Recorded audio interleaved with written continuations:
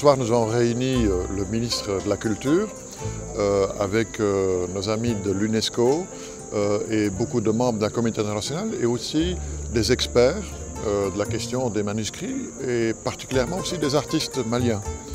Notre volonté, c'est de réunir tout le monde pour réfléchir comment faire pour non seulement conserver les manuscrits, mais aussi les faire vivre.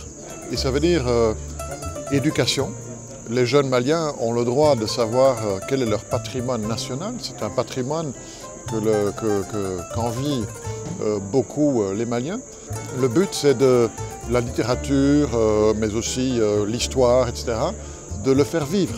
Et c'est ça le grand enjeu, c'est non seulement conserver, mais c'est aussi de faire évoluer la culture malienne. Je crois que c'est un des grands atouts de ce pays. Il est connu internationalement pour son histoire millénaire, extrêmement riche, et donc il faut le faire connaître.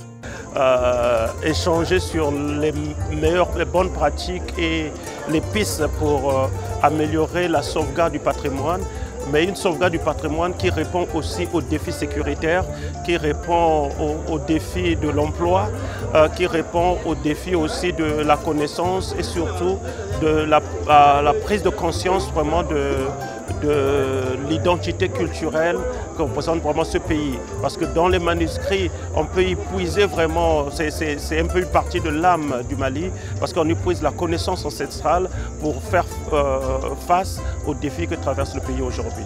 Donc je ne peux qu'être satisfait.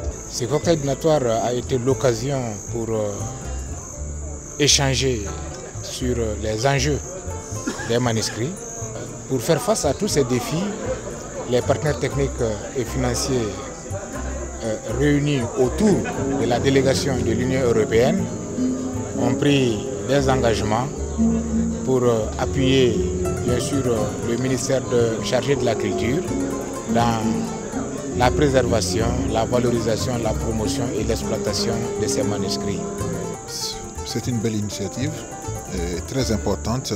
Pour moi, c'est une première au Mali même, que nous nous retrouvions comme ça autour des manuscrits anciens et évoquer l'importance de ces manuscrits et aussi demander qu'on se mobilise en faveur de ces manuscrits.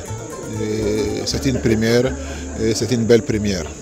Et je pense donc que cette soirée était particulièrement bienvenue pour nous permettre d'un côté de célébrer la culture malienne et d'un autre côté de montrer que le Mali peut puiser dans ses ressorts, dans ses trésors multiples pour surmonter la crise qu'il traverse.